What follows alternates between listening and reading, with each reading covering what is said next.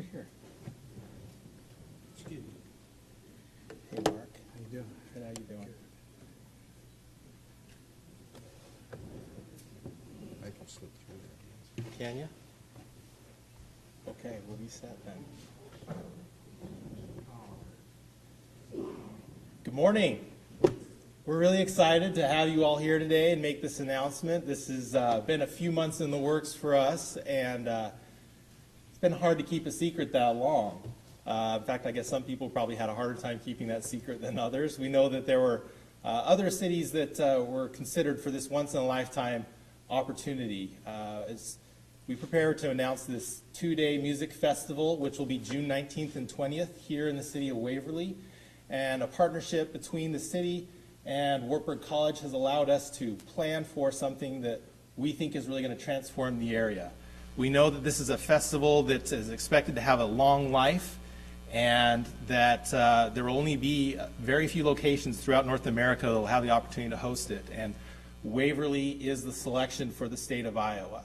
So, of course, some of you may have heard, and we will officially announce that Mumford & Sons is coming to the city of Waverly June 19th and 20th as part of the Gentlemen of the Road Festival.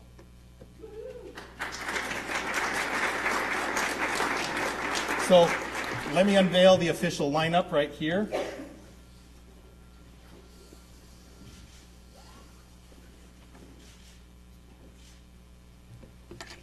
And as you can see, Gentlemen of the Road Festival will be headlined by Mumford & Sons. We'll also be joined by My Morning Jacket and a number of other bands.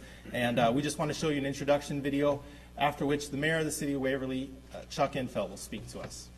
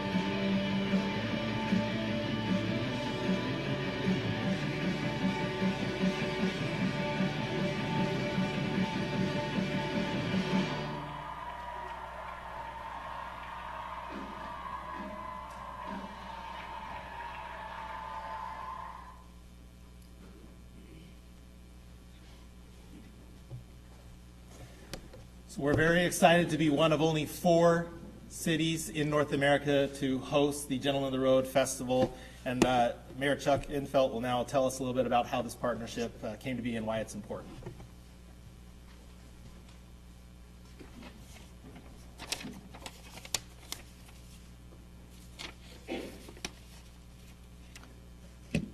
Being chosen by this mega popular band with its huge following as the Midwest location for this upcoming concert series is truly flattering. Maybe a bit startling, but certainly motivating. But it's also a tribute to Waverly's character and our town momentum, if you will. So first and foremost, I'd like to address Waverly and the surrounding Waverly area. You get the credit. You get the credit for making Waverly what it is today and making this announcement possible. It was on your behalf that 3 entities worked in concert, if you will, to enable this hosting opportunity. So first, I lift up Wartburg College. Thank you, Graham. But also, thank you, President Colson. Your spirit is in this room, and soon we'll hear a video with you in it. Second, a thank you to the Waverly business community, represented this morning by our ambitious Chamber of Commerce Executive Director, Travis Tolliver, who we'll hear from in a second. And third, we need to thank the Waverly City government and our leader, Phil Jones, our city administrator extraordinaire. Now, if it looks like these three entities at times are intermeshed, interlocked, well, they are. And that's the reason that I am able to stand before you this morning ready to celebrate. Our bond has led the way. Waverly, remember that we rose to the occasion last summer to host RAGBRAI. We did so in an effort that was extraordinary, magnanimous, and it put Waverly on the map. Now our on-the-map encore is before us. 35,000 people will need our welcome, our warmth, and our love. So, let's go Waverly. Now, I draw your attention to the flags outside of this window. We have three flags. One flag for Wartburg College and its outstanding role and partnership in making Waverly and this area of our state so strong. Flag number 2 is the City of Waverly, our flag, symbolizing our role in embracing all of Waverly and our college. And third, we have a flag that is the festival flag, done by the gentlemen of the road, which makes this great band possible to be heard in our town, in this time, and this place. Let's go Waverly.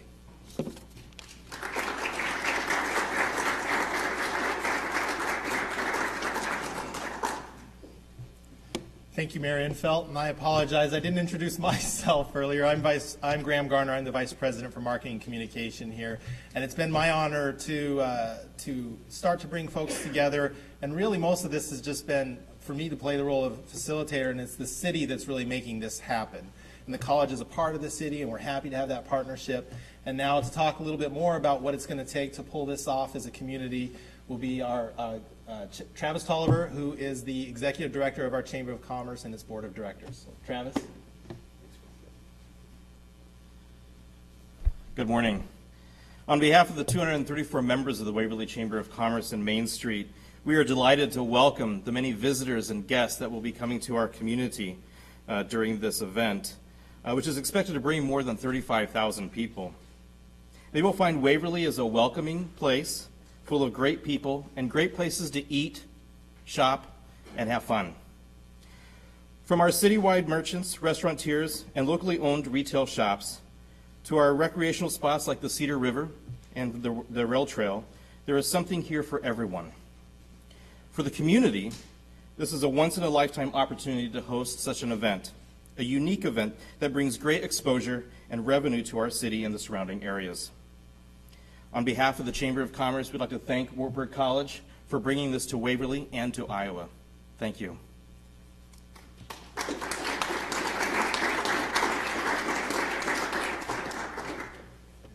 Finally, we do have a message from Wartburg College President Daryl Colson, who unfortunately could not be here. He's out of town tending to some important matters. So we'll just show you a quick video message from President Colson. I am so happy that we get to welcome Mumford and Sons as well as all of the other bands and performers that they're bringing with them this summer for the festival. What an exciting time it's going to be. One of the cool things about being here at Wartburg in Waverly is that we have a lot of visitors to our small community. Lots of folks come here from overseas as well as from around the country for various events, and this is going to be an event like all of those, but it'll be so much fun. I hope all of you can come and visit us and enjoy the music and enjoy the town. It's going to be a lot of hard work for us over the next few months. We're going to have to cooperate and collaborate and plan and innovate, but we're really looking forward to it because we like to roll out the red carpet and welcome folks. So come join us, listen to some good music, enjoy the town, enjoy the beautiful farmlands here in the heartland of America. We'll see you in June.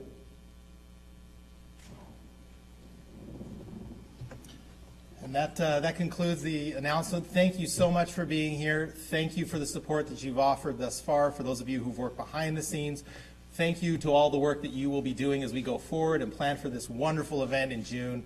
We're going to showcase Waverly. We're going to showcase the Cedar Valley. We're going to showcase Iowa as best we possibly can. And we know that it's going to bring people who've never been here and they'll want to come back. So thank you again for being here.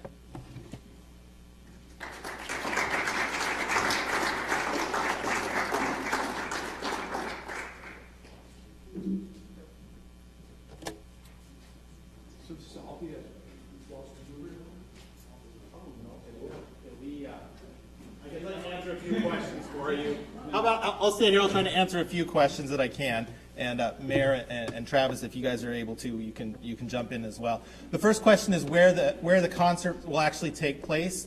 Festival, about the Waverly location specifically, as well as the other sites, the other stopovers for the festival. So is that the official name of the concert then, and the venue is Gentlemen of the Road? Gentlemen of the Road stopovers, or what they call the locations. It's the Gentlemen of the Road Festival.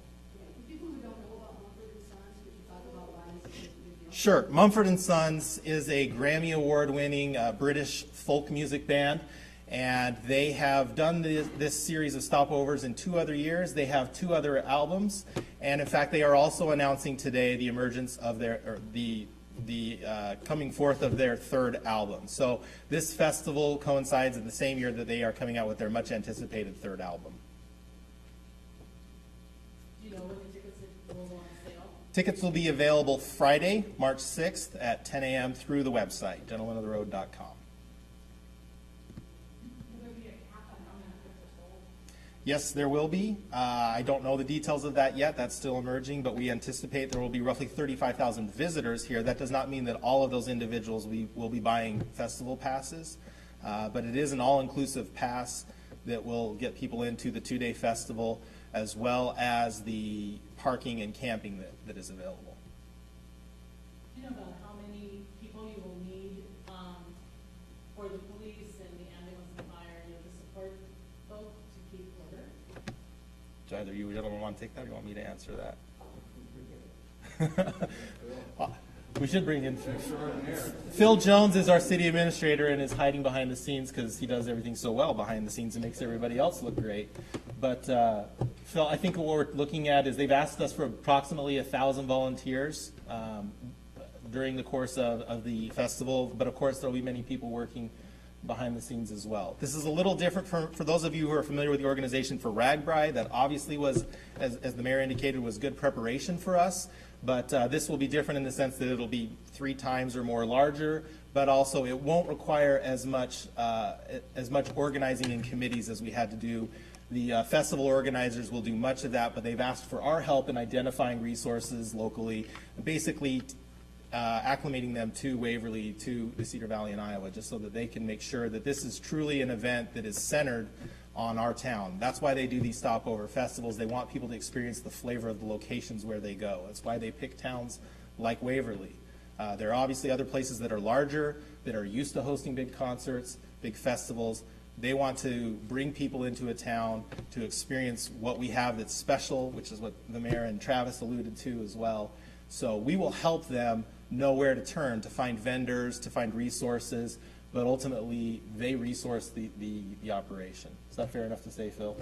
In direct response to the question about staffing for public safety, the city will hire neighboring off-duty officers, and then there will also be private security, private first aid, and then the Waverly Health Center will also gear up for this event. Can you talk more about behind the scenes? You're talking about behind the scenes, how it came about that Wartburg and Waverly were chosen as one of the stopover sites, that they didn't just go, "Hey, Sure. this looks like a great place." Yeah, that's an interesting story. When we were first approached, the organizers told us, and this was in December, they told us that the master plan for this festival over the course of a decade or more will be to try and host one of these stopovers in each of the 50 states and then the Canadian provinces as well. So they had selected Iowa as a place where they wanted to be for this round of stopover events. And they started looking at towns, and they wanted to make sure, obviously they wanted to identify these smaller towns that had a certain amount of charm to them. They wanted to be able to have an attractive downtown. They wanted to be able to make sure that everybody in that town could partner together. That was a critical component for them. I think it's absolutely accurate to say they would not be coming to Waverly if it were not for the fact that the city and the businesses and the college were on board together to work together and to welcome the festival. That is, the organizers, the bands, and all of the guests that would come here. So they had looked at a few other locations. Some of you may have heard about some of those locations, and just didn't find the right mix until they came to Waverly. There's an interesting back connection in that one of our professors, her son-in-law worked with one of these organizers. They used to work in the same company, and they now are in the same industry but in different companies. And he said, wait, I think I know a good town. Let me check out Wartburg College and Waverly. And so he approached us at Wartburg, and we said, this is obviously something that needs to be the city. So we helped connect them with the city, and the city really jumped right in and said, yes, we can make this happen. We did RAGBRAI. We can make this a success, and we're happy to be a partner in making that happen. So.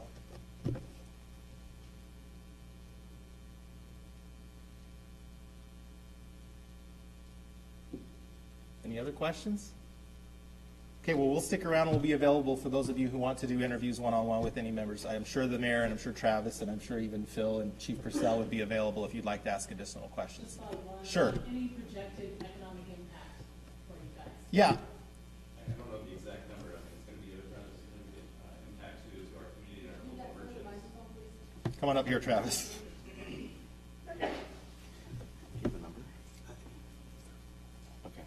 It's going to be a significant impact for our local community and retailers. The estimates that we've been given by the gentleman of the road from previous stops in similar cities has been anywhere around $30 million.